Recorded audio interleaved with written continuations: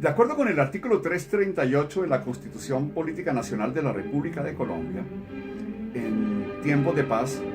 solo el Congreso, las asambleas departamentales y los consejos municipales y distritales pueden imponer contribuciones fiscales y parafiscales. Sigue el mismo artículo ordenando que la ley, la ordenanza o el acuerdo deberán fijar directamente sujeto pasivo y activo, el hecho y la base gravables o imponibles y la tarifa del impuesto. Aquí, en este contexto, encontramos una serie de conceptos, de elementos que en alguna medida son sinónimos, en otros aspectos similares y algunos son distintos, o que van relacionados con otros conceptos que no aparecen ahí directamente. De tal manera que si uno va al artículo 358 de la Constitución encontrará que ordena que para efectos de los artículos anteriores los ingresos corrientes se clasificarán en tributarios y no tributarios, con excepción de los recursos de capital. Los recursos de capital obviamente no son ingresos corrientes, por tanto pues no entiendo el sentido de ese artículo en el momento en que al clasificarse en tributarios y no tributarios los ingresos corrientes se excluyan taxativamente los recursos de capital, todas es que no tienen nada que ver.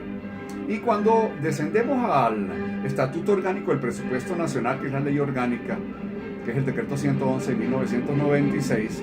encontramos que en el artículo 27 se ordena que los ingresos tributarios se clasificarán los ingresos corrientes se clasificarán en tributarios y no tributarios, y los tributarios se subclasificarán en impuestos directos e indirectos, y los no tributarios en tasas y multas. Entonces, recapitulando un poco en términos de los conceptos. Contribuciones, que son de dos tipos, fiscales o parafiscales. Las contribuciones parafiscales son por mandato legal, así como las fiscales, aportes que hacen las personas, los sujetos pasivos de la obligación, al Estado, pero que tienen una característica, y es que, así como están definidas en el artículo 29 del Estatuto Orgánico del Presupuesto, son aportes, contribuciones que hace un único y exclusivo grupo económico o social en beneficio del mismo. A diferencia de las contribuciones fiscales que ingresan por mandato de la ley a la cuenta única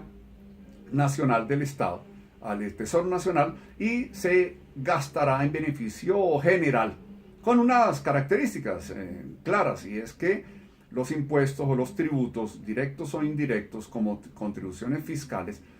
que son de carácter obligatorio, no tienen una contraprestación individualizada o personalizada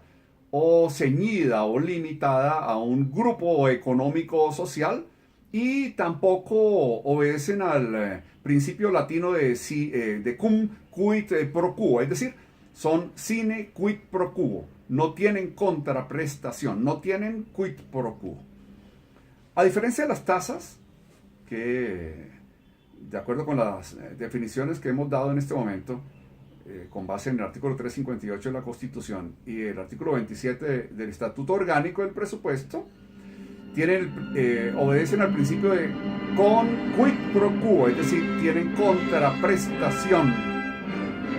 de parte del Estado en el momento en que es cancelada esa tasa con base en la tarifa fijada por el ente público, y que cancela o paga como una contribución, en términos genéricos, el sujeto pasivo, que es quien disfruta de la prestación del servicio público a cargo del Estado. Y en el caso de las multas, pues obviamente es una contribución de carácter obligatorio, pero que simplemente obedece a una sanción por incumplimiento de una norma legal por parte del sujeto pasivo de la misma. La obligación, por tanto, sería una contribución y también un gravamen o un aporte obligatorio. Los impuestos, sean directos o indirectos, son siempre un tributo, y los tributos siempre son un ingreso corriente, así como lo son las tasas y las multas, solo que estas dos últimas corresponden a ingresos corrientes con carácter no tributario. Y en un mundo totalmente distinto están los recursos de capital y también, aparte, las contribuciones parafiscales y, por separado, los fondos especiales. Estos en ese orden encontrarán ustedes definidos en el artículo 31, en el artículo 29 y en el artículo 30 del decreto 111/96. Para mayor claridad, las contribuciones parafiscales, artículo 29, los fondos especiales en el artículo 30 y los recursos de capital en el artículo 31 del Estatuto Orgánico del Presupuesto Nacional, donde se ve claramente la diferencia con los ingresos corrientes, donde están incluidos, repito, los tributarios y por tanto impuestos directos e indirectos, y por otro lado también los no tributarios, que son las tasas y las multas. Esta es una clasificación ordenada por la Constitución y por el Estatuto Orgánico del Presupuesto Nacional, que da claridad sobre la estructura de los ingresos del presupuesto nacional, que sumados todos a los ingresos de los establecimientos públicos nos dará los ingresos del presupuesto general de la nación. Muchas gracias por la atención.